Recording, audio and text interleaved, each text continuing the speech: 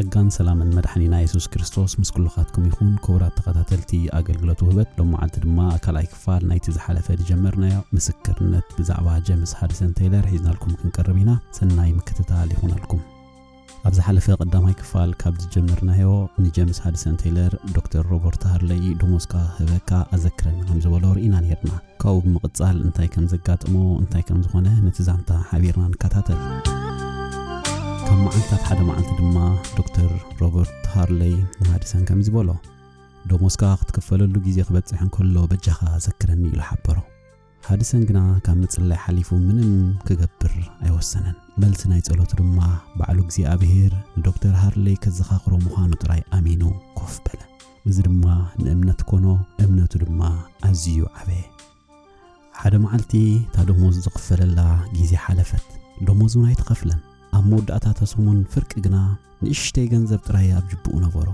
أتزنافورو جنزب دما كلتا شيلين شدشة بنسن تراي نفره بزناي لو مجيزي دما 10 باوند تراي مالتيو هجي دما زغوفرو انتاي مخانوس لزي فلته نأملاخو خصبت تراي وسنه كابزح مشتات حد مشد دما لحرت كل اوان زغوفرو زنبره سبكتات ጸሎት ንድኻታት ሓደ ሰብኣይ ክትመውዝ ቀረበት እትመስል ሰበይቲ ነበረቶሞ ንሰበይቱ ንኽጽልየላ ለሞኖ እቶም ኣብታ ከተማ ዝነበሩ ዝጽልዩ ካህናት ግና ንሰበይቱ ክጽልይላ እንተ ኮይኖም 18 ረንስ ገንዘብ ክኸፍል ሓተቶ እቲ ድኻ ሰብኣይ ግን ምንም ገንዘብ ስለ ዘይነብሮ ክኸፍሎ ዝኽእል ምንም ኣይነበሮን ስድራ ቤቱ ብጥሜት ያትሳቀ ነይራ እቲ ሰብኣይ ብፍጹም ተስፋ ቆሪጹ ነበረ መግቢ ከም ዘድልዮ ፈለቁ በለ ሃዲሰን ኣብ ክንዲ ዛፍርቂ ክሮንሲ ማለት 2 ሽሊንግ ሽድሸ ፐንስን ሓደ ክሮን እንተ ዝነብረን መን ማሃበ ነዞም ድኻታት ሰባት እኮ 1 ሽሊንግ መመቐልኩም ነይረ በለ በዚ ምሸት ንሃዲሰን ኣብ ገዝኡ ዘለዎ ንሎም ድራር ንጽባሕ ቁርስ ጥራይ ዝኸውን ካብኡ ዝሓለፈ ምንም ነገር የብሉን ዘለዎ ዘበለ ኩሉ ሂብዩ እግዚአብሔር ግና ድሌታቶም ክመልእ ጥራይ ክጽልይ ከም ዝኽእል ንርእሱ ኣተሓሳሰባ ብድሕሪ እዚ ድማ እቲ ሰብኣይ ንሃዲሰን ቴይለርን بصلمات ጎደናታት እናተጓዓዙ ኣዝዩ ክፉእ ድኾነ ገዛውቲ ዘኣረገ ኣስከላታት እንዳደየጉ ኣብታታ ሰበይቲ ደቂሳትላ ዘላ ገዛ ናይ ትድኻ ሰብኣይ ወጽሑ ኣብ ጎና ድማ ወዲ 36 ሰዓታት ጥራይ ቆልዓ ደቂሱ ይውጭጭ ነበረ 4 ወይ 5 ዝጠመ ይቆልዑት ኣብታ ክፍሊ ነበሩ ሃዲሰን ነዚ ድኻ ሰብኣይ ዝምስራኤ ሓደ ሽልን ፈረቓን ክህበው ሓሰበ ታዘላቶ ሳንቲም ኩላ ክህቦም ግና ኣእምርኡ ኣይተቐበሎም ብዛዕባቲ ዝሓለየሎም ሰማያዊ ፍቁር ኣቦ ክጽሊ ምዃኑ ግና ብዙሕ ከይተዛረበ ክጽሊ ተንበርከኸ ግናኸ ሕልንኡ ኣዝዩ ኣጨነቆ ከምዚ ድማ በለ እቲ ዘለኒ ነዞም ኣዝዮም ተወጽኦም ዘለዉ ስድራ ክህቦም ፍታዊ እንተ ዘይኮይኑ ከመይ ለየ ክጽሊ በለ እቲ ድኻ ሰብኣይ እታ ሰበይቲ ድማ ከምዚ በሎ ኣብ ከመይ ዝበለ ኣዝዩ ኣጸጋሚ ኩነት ከም ዘለና ትርኢ ኣለኻ ክትሕግዘና ትኽእል እንተ ኮንካ ብቻኻ ስለ እግዚአብሔር ሓግዘና ኢሉ ለመኖ ንሃዲሰን ቴይለር ድማ እቲ ጎይታ ዝበሎ ቃል ትዝበሎ ንዝለመነካ ዘበለ ሃብ እቲ ቃል ድማ ሽዑ እሺ ኢሉ ተኣዘዞ ዘለዎ ዘበለ ኩሉ ሃቦም እዚ ብምግባሩ ድማ ነቶም ኣብ ጸበባ ዘለዉ ድኻታት ጥራይ ኣይኮነን ዝሓገዘ ግዳነቲ ኣብ ውሽጡ ኮይኑ ዝኸሶ ምስሕልንኡ ዝበኣስ ዝነበረ ውሽጡ ሰላምን ሓጎስን መልአሉ هاب كوهابك يبل متحف قدوس بتي اتسفرو مسفر كسفرلكم يمو صبق التسجد نخنخ التفارو مسفر أف حقفهم كهبكم يوم زبل قال الله صباحيت نقول ما بوستا زملال السبعي حنت عشقت بوستا سمناي سدادي زي بالله بوستا قدفلو أوشت أخا حدش صمدي غوانتي إيد كاب قربتنا يمحس التسرحن فرق ناي وصع سلد النبرو كابتنة دها زهاو جنزبسي حمشت عصفي زبزح جنزب نبره እግዚአብሔር ጽቡቕ ወለድ ወይ ድማ መخسب ከም ዘخسቦ ድማ ተረድአ ክልተ ተወሰኽቲ ሳምንታት ሓለፈ ደሞዝ ግና ገና ኣይተኸፍለን ነይሩ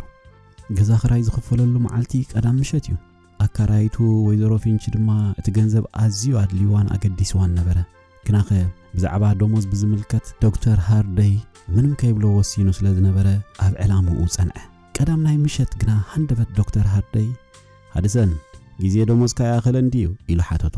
እቲ መንእሰይ ሃድሰን ድማ ብህድእ ዝበለ ጊዜ ደኣ ገለ ጊዜያት ሓሊፍዎ እምበር በሎ ዋ ኣይተሓዘለ ይበል ኣይዘከርካንን ግን በሎ ዶክተር ሃርለይ ቀፂሉ ድማ ብስራሕ ማዕረኽ እንደይ ጽሙድ ምዃነይ ትፈልጥ ኢኻ ኣቐዲምከ ኣዘክረኒ ኢለካ ነይረ ግና እቲ ገንዘብ ኩሉ ሎሚ ናይ ምሸት ንባንክ ሰዲደዮ ከምኡ እንተዘይከውንሲ ሕጂ ምኸፈልኩኻ ነይረ ኢሉ ዶክተር ሃርደይ ዘረብኡ ወሰኸ እዚ ነገር ብርግጽ ነዚ መንእሰይ ሃድሰን ቴይለር ኣዝዩ ፈታኒ እዩ ነይሩ ግናኸ ክጽልየሉ ከም ዝኽእል ናይ ጽምዋ ጊዜ ድማ ክፈለየሉ ከም ዘለዎ ሻቡ ተረዲእዎ ተንበርኪኹ ናብ እግዚኣብሔር ጸለየ ኩሉ ነገር ድማ ንሰናይ ከም ዝኸውን ኣረጋገጸ ኣብታ ምሸት ድማ ንጽባሒቱ ሰንበት ምስቶም ድኻታት ንዘለዎ ርክብን ምድልዋትን እንድሕሪ ምግባር ንገዝኡ ክኸይድ ብግስ ክብል እንከሎ ንዶክተር ሃርደይ ክስሕቕ እንከሎ ብመስኮት ረኣዮ ኣዝዩ መስሓቕ ነገር እዩ ኣጋጢሙ በለ ዶክተር ሃርደይ ካብቶም ዓማዊልና ሓደ ሃብታም ሕጂ ምሸት መጺኡ ናይ ሕክምና ክፍሊት ከፊሉ ረኣዮሞ ሃድሰን ቴይለር እናበለ እቲ ናይ ሒሳብ ወረቐት ንሃድሰን ቴይለር ሃቦ ኣይገርመካን ኣብ ዝኾነ እዋን እኮ ቸክ ክጽሕፍ ዝኽእል ክነሱ እዩ በዚ ጸላም ምሸት ምድሪ ክኸፍል ኢሉ መጺኡ በሎ ሃድሰን ቴይለር ድማ ገንዘቡ ተኸፍለ ብብዙሕ ምኽንያት ድማ ኣዝዩ ተሓጎሰ ድሌታቱ ረኸበ ልዕልቲ ዝኾነ ድማ እታ ኣካራይቱ ገንዘባ ክትክፈል እያ ብምባል ኣዝዩ ደስ በሎ ግናኸ እቲ ልዕሊ ኩሉ ዝሐጎሶን ጸሎቱ መመላሱ እግዚኣብሔር ሰባት ምንቅስቓሱን ዶክተር ሃርደይ ድማ ብጸሎት ጥራይ እግዚኣብሔር ከም ዘንቀሳቐሶ ተረድአ እዚ ድማ እምነቱ ኣብ እግዚኣብሔር ኣዝዩ ክዕቢ ሓገዞ ሃድሰን ቴይለር ከም መርኣያ ሕያውነቱ ንኣካራይቱ ወይዘሮ ፊንቺ ናብታ በዓል ቤታ ዝሰርሐላ ዝነበረ ትካል እናኸደ ነቲ ሰብኣያ ዝሰዶ ወርሓዊ ገንዘብ ባዕሉ ይደምጸላ ዝነበረ ሓደ እዋን ወይዘሮ ፊንቺ ገንዘብ ኣዝያ ተሸገረት ንሰብኣያ ወርሓዊ ደሞዝ ብዝተኻእለ መጠን ብቕልጡፍ ክሰደደላ ሓበረቶ ኣብ ከምዚ እዋን ድማ ሃድሰን ጊዜ ስለ ዘይነበሮ ኣብ ክንዲ ንኸተማ ኸይዱ ነቲ ገንዘብ ቀልጢፉ ደምጸላ ካብ ናቱ ገንዘብ ክህባ ወሰነ እቲ ገንዘብ ካብታ ትካል ምስ ኣውፅኦ ድማ ገንዘቡ ክትክእል ምዃና ሓሲቡ እዩ ዝሃባ ናብቲ ትካል ከይዱ ገንዘብ ምስ ሓተተ ግና እቲ ጸሓፊ ናይታ ትካል እዚ ጉዳይ እዚ ገንዘብ ክትወስደሉ ተሓቶ ደለኻ ሰብ ካብታ መርከብ ሃዲሙ ኣብ ናይ ወርቂ ዕደና ናብ ካልእ ስራሕ ኸይዲ እዩ እንኸፍለካ ገንዘብ የለን በሎ እዚ ነገር ንዓይ ብጣዕሚ ኣጸጋሚ ነገር እዩ እቲ ገንዘብ ኣቐዲሙ ሂበያ ዓይነታ ሰበይቲ እዛ ሰበይቲ ድማ ነቲ ገንዘብ ብዝኾነ መንገዲ ከም ዘይትመልሰለ ይፈልጥ እየ በጃኻ እንዶ ግዳት ሓባበረኒ ወላ ሃድሰን ድማ እቲ ጸሓፊ ምንም ክገብሮ ዝኽእል የለን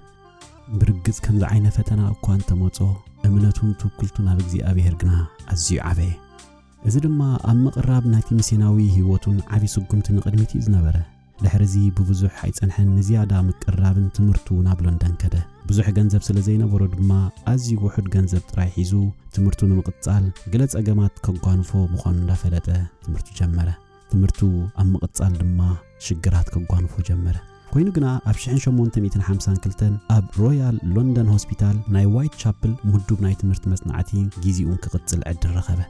ኣብዚ ቤት ትምህርቲ ድማ ወንጌል ንምስባኽን ንምብጽሓን ክሕግዞ ኢሉ ናይ ሕክምና ትምህርቱ ተምሃረ እቲ ዝሰብኮ ወንጌል ድማ ብግብሪ ምእንቲ ክድግፎም ክሕግዞን እዩ ምኽንያት መምሃር እዩ ይኹን እምበር ዝነብረሉ ዝነበረ መዕረፊ ቤቱ ካብቲ ሆስፒታል ኣዝዩ ርሑቕ እዩ ነይሩ ናይ ኣውቶቡስ ክፍሊት ንኽኸፍል ድማ ኣይክእልን ነበረ ስለዚ ድማ ናብኡ ብእግሩ እናተመላለሰ ብዙሕ ልምምድ ናይ ጉዕዞ ድማ ይገብር ነበረ ንእምነቱ ክለማመድን ብኣካላት ክጥንክርን ድማ ኣዝዩ ሓገዞ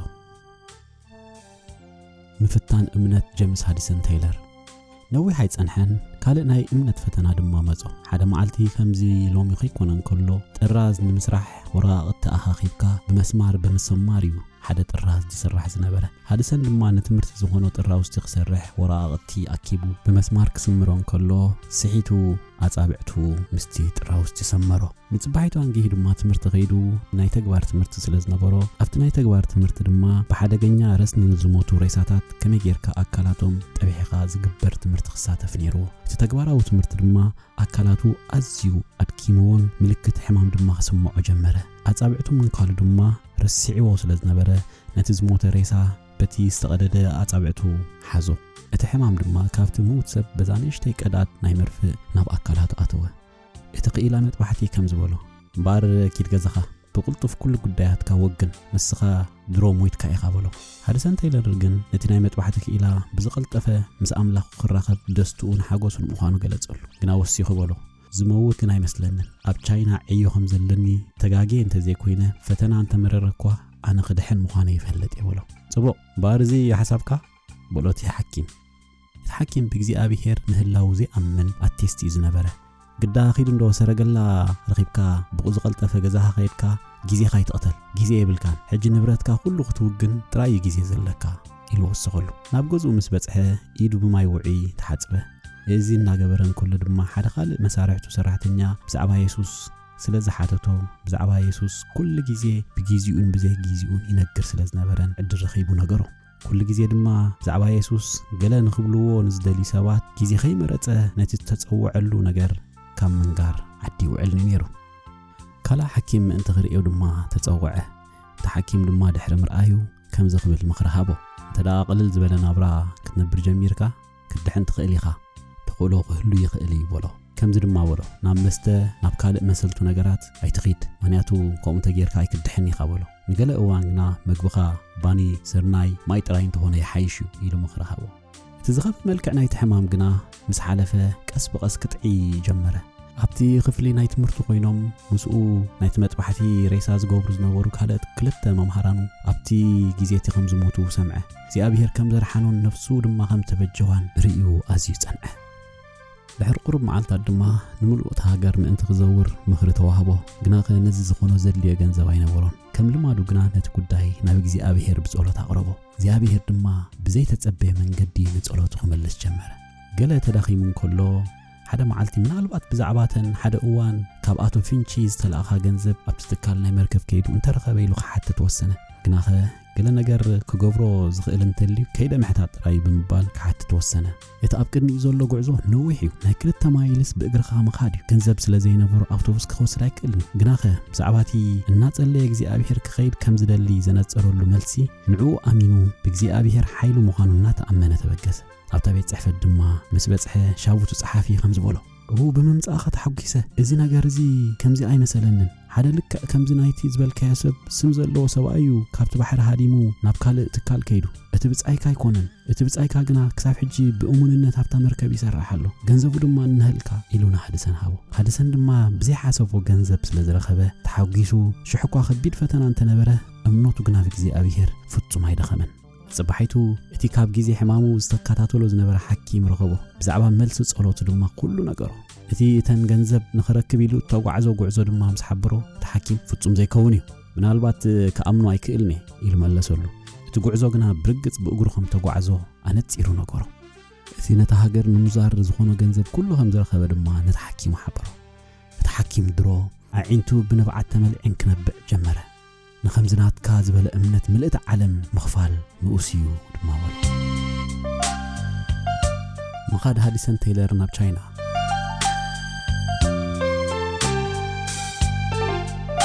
كابتا هادسن تايلر من تشاينا خلال يتبل دمص غزي ابيهر سمع الله معلتي جميرو درو 3 عامات حلفه تايلر بتحساس شحن 849 مجمرا غزيو افيوتو لتشاينا ميسيناو اغلغلت كخيد بغزي ابيهر توهبو ملأخت السمع حدسن غنا نخخيد ازيو دلو نيرو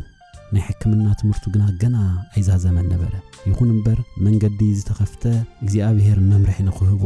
ጸኒዑ ጸለየ زيادة بتصولت عبق المجزي أبيهر بزقرب له متن دما نخخيد نهجزي أبيهر مدبن فقادن مخانو زيادة نتصرله ميسينا وأقلقلوتو نمجبهر دما مجمرتا ني إدوارد كرونين نا كينغستن زخونه حدا أبال ميسيناوي أقلقلوت نايتا بالي ماوز أبغداد تركب أقلقلوت رخبو كاو دما نميسيناو نتن ميسيناو متكلاتن زخون تمهره نتي كغطمو زلو منفساوي هيوتن خدغفو دما اخول ناي مصحف قدوس تمرتي ازنعه بزاي كازي دما ناي قانقا ناي تشاينا ناي ماندرين بفلاي قانقاتات غريخ ايورايست لاتينين تمهره معاصو تشاينا دما نعيو مسيناونت تخفته خوينو تسمعو سلازي دما نمسيناو غجله كيدنغوي نتي حصي من اسي نافرحو مبراق كسدو يمحصنوم نبره تايلر بعلت 19 مسكرم 1853 قدمنا حكمنا تمرت مودو كاب كتما ليفربول بتا ناب شانغاي تشاينا بعلت حدا مغابيت 1854 زاتوت مركب غعزو ببحري جمر ጉዕዞ ባሕሪ ናይቲ እዋን ዘይከም ሎሚ ኣዝዩ ጽንኩር እዩ ዝነበረ በዚ ድማ ሃድሰን ቴይለር ኣብ መርከብ ዱምፍሪስ ካብ ጉዕዞ ካብ ሊቨርፑል ናብ ሻንጋይ ድሕሪ 5 ወርሕን ፈረቓን በጽሐ ብ19 መስከረም 1853 ካብ ሞበቆል ዓዱ ክብገስ እንከሎ ኣዲኡን ገለ ክልተ ዝኾኑ ዓርኹን ክሳብታ መርከብ ኣፋነውዎ እታ መርከብ ቅድሚ ምብጋሳ ድማ ጸልዮም ዘመሩ ካብ መዝሙር ዳዊት ድማ ሓደ ጽሑፍ አንበቡ ኣይትንብዒ ክብርታ ደይ በላ ቴይለር ንሓፂር እዋን ምፍላይና ድሕሪ ቁርብ ድማ መሊስና ክንረኸብ ኢና ብዛዕባ እቲ ገድፈክን ከለኹ ዘለኒ ክቡር ዓላማ ሙሕሰቢ ንሃብትን ዝናን ኣይኮነን ንመሳኪን ቻይናውያን ናብ ፍልጠት ክርስቶስ ንምምጻእ ይበላ እቶም ኣፋነውቱ ናብቲ ገምገም ባሕሪ ምስከዱ ኣብ ቆጽሊ ወረቐት ከምዚ ኢሉ ጸሓፈ እታ ንፍልጠት ሓለፈት ትብላ ፍቕሪ ኣምላኽ ኣዲዩ ኣብቲ መድረኽ ናይ ወደብ ደው ኢላ ከላ ዛንእሽተይ ናይ ስንብታ ቃል ናብ ኣወርወረ እታ መርከብ ከተንሳፈፍ ምጀመረት ድማ ነቶም ኣብ ገምገም ባሕሪ ዘለዉ ኣዕርኽቱ ብንጹር ንኽሪኦም ኢሉ ኣብ በሪኽ ዓንዲ ናይታ መርከብ ሓቖረ ኣዕርኽቱ ድማ ነታ መርከብ ክሳብ እትስወር መንዲላቶም እናወዛወዙ እንከለዉ ንሱ ድማ ኣብ ላዕሊ ደይቡ ቆቢዑ እናወዛወዘ ተፋነዎም መንገዲ ሃድሰን ቴይለር ንቻይና ድማ ርግጽ ኮነ እተን ቀዳሞት 12 መዓልታት ናይ መርከብ ናይ ማዕበል እዋናት ነይረን እቲ ካፕቴን እግዚአብሔር ተደኣ ዘይደጊፍና ተስፋ ይብልና እንበሎም እግዚአብሔር ድማ ደገፎም እቲ ሚስዮናዊ መንእሰይ ድማ እዚ ከምዚ ዝበለ ተስፋ ዘከረ ብጸባኻ ናባይ እንተእዊኻ ኣነ ድማ ክድግፈከ ንስኻ ኸኣ ከተኽብረኒ ኢኻ ናብ እግዚአብሔር ድማ ብህድ ኣጠመተ ኣብ መወዳእቱ ድማ ትማዕበል ሓደ ብኸባቢ ጸንፊ ጽቡቕ ተስፋ ገይሮም ኬፕ ኦፍ ጉድ ሆፕ ኣቢሎም ናብ ማያት ቻይና አንሳፈፉ በመጋቢት 1854 ድማ ኣብ ምዕለቢኦም በጽሑ ኮይኑ ግና ኣብ መርከብ ኣብ ዝነበሩሉ እዋን ቴይለር መንገዱ ጥራይ ኮነን ዝገብር ዝነበረ ነቶም ኣብታ መርከብ ዝነበሩ ናይ መርከብ ሰራሕተኛታትን ክርስቲያናትን ንኹላቶም ጉባኤ ይገብረሎም ነበረ ኣብዚ እቲ ኣዝዩ ከቢድ ዝገብሮ ድማ ሓደ ሚስዮናዊ ኣብ ገማግምታ ህይወቱ ከሕልፈላ ዝወሰነ ሃገር ምስ በጽሐ ዘሎ ስምዒታት እዩ እንታይ ኮን ንኸውን እቲ ስምዒታት ሃድሰን ቴይለር ተቐዳሚት እዋን ገማግም ቻይና ዝረኣየላ ናይ ዓመታት ጸሎቱ ተመለሰ ኮይኑ ተሰምዖ ገለ እኩባት ደቂ ዓዲ በቲ ንዑ ጓና ዝኾነ ቋንቋ ጫውጫው ክብሉ ምስ ሰምዖም እቲ ጥዑም ወረ ምድሓን ክነግሮም ተመነየ ስምዒታተይ ኣብቲ ገምገም ባሕሪ ክስጉም ከለኹ ክገልጾ ኣይክእልኒ ክብል ጽሒፉ ነይሩ በመቕጻል ድማ ልበይ ነቲ ቅጽጽ ኢሉ መሊኡ ዝነበረ ሓጎስ ዳሕዳሕዮ መጺኒ ናይ ምስጋናን ናይ ሞሳን ንብዓት ኣብዒንተይ ውሒዙ ኢሉ ጽሒፉ ኮይኑ ግና መሬት ቻይና ክረግጽ እንከሎ ውግእ ሓድሕድ ቻይና እዩ መርሓባ ኢሉ ዝተቐበሎ ሃድሰን ቴይለር ካብ እንግሊዝ ክብገስ እንከሎ ዝተዋህቦ 3 ንመንነቱ ዘላለያ ደብዳቤታት ነይሮም እየን እተን ደብዳቤታት ድማ ነቶም ዝምልከቶም ሰባት ንኸብጽሕሎም ተበገሰ እታ ቀዳቤቲ እትምልከቶ ሰብ ቅድሚ ወርሒ ኣቢሉ ሞይቱ ተኻልኣይቲ እትምልከቶ ንኣሜሪካ ኸይዱ በዚ ድማ ነቶም ኣብኡ ዘለዉ ሚስዮናውያን ንምርካብ ብመንገዲ ሚስዮናውያን ሎንደን ኣቢሉ መንገዱ ቀጸለ ዘይፈልጥዎ ይኹኑ ደኣ እምበር ጽቡቕ ገይሮም ተቐበልዎ ዘዕርፈሉ ቦታ ድማ ሃብዎ ነቲ ናይ ሓቂ ዕዮ ኣዝዩ ተሃንጤ ንጽባሕይቲ ንግሆ ነቲ ቋንቋ ኸጽንዖ ጀመረ ዝነብረሉ ቦታ ኸናዲ ጀመረ ድሕሪ ብዙሕ ምንላይ ድማ ኣብ መወዳእቱ ዝካረዮ ክፍሊ ረኸበ ዑናን ረሳሕን ደኣ ትኹን እምበር ዝግዕተኛ ከም ምዃንሲ ተሓይሻ ናይ ገዛ ርእሱ ገዛ ምርካቡ ሕጉስ ነይሩ ሓኪም ምዃኑ ሰባት ክፈልጥዎ ጀመሩ ብዙሓት ሕሙማት ድማ ናብኡ ሓዙ ኣካላቶም እናሓከመ ብዛዕባ ሓጢኣቶምን ናይ ነፍሲ ሕማሞም ከመይ ይፍወስ ከም ምዃኑ ክምህሮም ጀመረ ንኣወዳትን ኣዋልድን ቤት ትምህርቲ ጀመረ ቴይለር ሕጉስ ኮይኑ ቀጸለ ጸገማት ኣይነበሮን ማለት ግን ኣይኮነን ግናኸ ኣብ እንግሊዝ እንከሎ ብዝገበሮ ልምምድ ናይ ሓርፋፍ ናብራ ተለማሚዱ ተፈቲኑ ስለ ዝሓለፈ ይስጉሞ ይቕጽሉን ደኣ ነበረ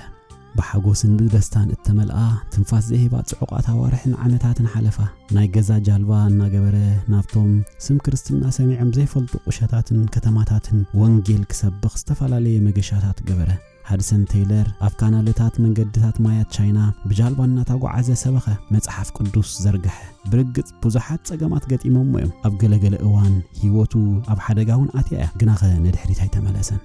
زيادة خسلت قالوا يخيلي إلو زحاسو من قد قنا نبره بقوم من قد زيادة خسلت إلو سلزا آمن دما مرعا مال لبابسا تشايناويان أب قمتاتو أمو داتو دما خقوفرو والسنة لك أخم تشايناويان أب دحريت وقن رؤسو قورب تأقري أتريفو تلاتيو كفلاو سره ودي صعدا خالصيني علبا نهارج أما نتأكدنا ملؤ نمقبار دما قفلو زبل إجيغا زلو فوكي سيلك غاون وسخة كابتم دك عدي اتفلي أغالبو زسحب نقراي نبورون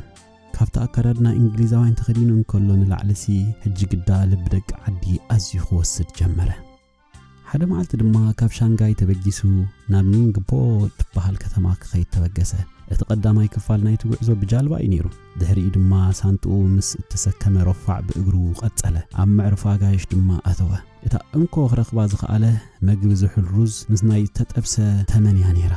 ሸውሃት ዝዓጽዩ ነይሩ ብርግጽ ግናኸ እንተ ደኣ ነቲይዎ ወጻእተኛ ምዃኑ ክፍለጥ እዩ ክበልዖ ፈተነ ግናኸ ኣይኮነሉ ኣብቲ ሆቴል ክድቅስ ተኾይኑውን ናይቲ መዕረፊ ክፍሊ ኣብ ሓንቲ ክፍሊ ካብ 10 ክሳብ 11 ሰባት እዮም ዝድቅሱ ኣብ መንጎ ክልተ ወናብር ድማ ኣብ ዝነበረ ጣውላ ክድቅስ ወሰነ ጽላሉን ጫሙኡን ድማ ከመተርኣስ ተጠቂሙ እታ ምድቅሰላ ለይቲ ኣዋረደ ንንጉሁ ድማ ነቲ ረፋዕ ተሰኪሞ ዝነበረ ሳንጣ ሓሰው እንተበሎሲ ኣይረኸቦን ኣርማድዮ ዓራት ኩሉ በርቢሩ ፈተሾ ግናኸ ብጭራሽ ነቲ ሳንጣ ክረኽቦ ይከኣለን ክንደይ ዘሕዝን እዩ ንኽረኽቦ ዝከኣሎ ፈተነ ግናኸ ኣይረኸቦን ንጽባሒቱ ድማ ዘዕርፈሉ ቦታ ኣይነበሮን እታ ክገብራ ዝግብኦ ዝነበረ ድማ ሓንቲ ነገር እያ ነተን ዝነበርኦ ውሕዳት ገንዘብ ኣብ ጅቡ ሒዙ ኣብ እስካላ ናይ ሓደ ቤት መቕደስ ናይ ቻይናውያን ክድቅስ ጥራይ ወሰነ ኣብቲ ገምገም ናይቲ ቤት መቕደስ ደቂሱ እንከሎ ድማ ነዊሕ ኣይገበረን ናብኡ ገጹ ዝቐርብ ቀስ ኢሉ ዝስጉም ሻቡ ስላሕ ዝበለ ኣዳው ኣብ ልዕሊኡ ዓለበ ሓድሰን ድማ ሕዝ ኣቢሉ እንታይ ደሊኻ ኢሉ ሓተቶ ህድኢሉ ሽዑቲ ዝተታሕዘ ሰብኣይ ቀልጢፉ ካብኡ ተሰወረ ኣይዶንጎየን ድማ ጸኒሑ ምስ ካልኣዩ ተመለሰ ሓድሰን ድማ እንታይ ደሊኹም ኢሉ ሓተቶም ከማኻይና ኣብዚ ግዳም ናይዛ ቤት መቕደስ ድቃስና ደቂስና ከነሕልፍ ዝደለና ኢሎም መለስሉ በቲ ካልእ ወገን ናይታ ቤት መቕደስ ድማ ብዙሕ ነፃ ቦታ ነበረ ግና ኸሳቶም ኣብቲ ሓድሰን ዘለዎ ጥራይ ክድቅሱ ደለዩ ሓሳቦም ብንጹር ስለ ዝተረድኦ ድማ ስለዚ ድማ ኮፊልና ብሓንሳብ ደኣ ንሕልፋ እምበር ምንም ኣይንድቅስን በሎም ኣጆኻ ጽቡቕ ጌርካ ደቅስ ተዘይዕሪፍካ ጽባሕ ስራሕ ክህልወካ ስለ ዝኽእል ክትጽገም ኢኻ በልዎ ኣይትፍራህ ምሳኻ ኣሎና ምንም ዝጎድአካ ድማ የልዎን ኢሎም መለስሉ